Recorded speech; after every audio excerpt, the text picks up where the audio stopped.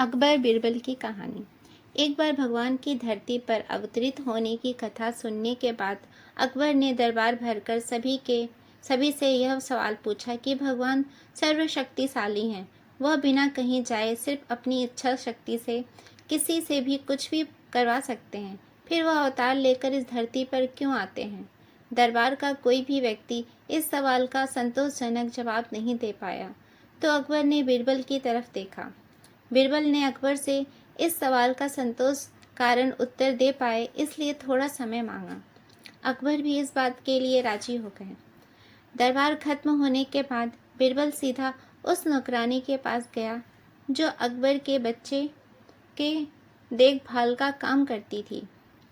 बीरबल ने अकबर द्वारा पूछे गए सवाल के बारे में उस नौकरानी को बताया और उसे उस सवाल का उत्तर देने में उसकी सहायता की जरूरत होगी ऐसा उसे समझाकर उसकी सहायता मांगी।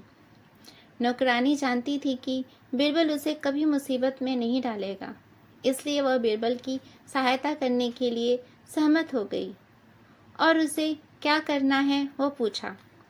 बीरबल ने उसको बताया कि जब शाम को हमेशा की तरह अकबर जब अपने बच्चे के साथ खेलने के लिए आएंगे तब तुम्हें किसी बहाने से बच्चे की जगह उसके जैसा देखने वाला खिलौने को तालाब में गिरा देना है। अगले दिन शाम को जब अकबर टहलने के बाद जब तालाब के पास आया तो उसने नौकरानी से अपने बच्चे को लेकर आने के लिए कहा। नौकरानी बीरबल के समझाए अनुसार बच्चे का खिलौना कपड़े में लपेट कर लेकर आई और लड़खड़ाने का नाटक करते हुए उसे तालाब के पानी में गिरा दिया। अकबर बिना एक सेकंड की देरी किए तुरंत उसे बचाने के लिए तालाब में कूद पड़ा।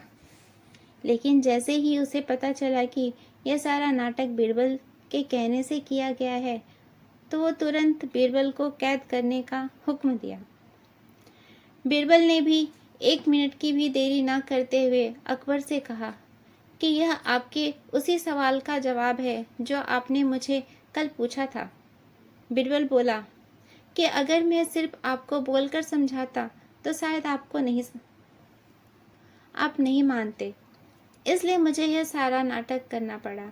जैसे आपके पास इतने सारे नौकर होते हुए भी आपने अपने चहेते बच्चे के लिए खुद ही पानी में कूदना बेहतर समझा, बस इसी तरह भगवान भी अपने चहेते लोगों के लिए उन्हें मुसीबत से बचाने के लिए खुद ही धरती पर अवतरित होते हैं।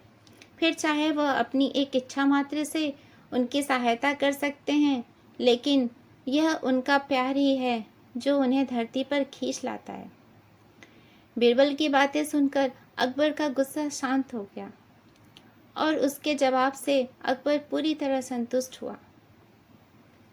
आपको मेरी ये कहानी अच्छी लगी हो तो मेरे चैनल को लाइक और सब्सक्राइब कीजिए। धन्यवाद।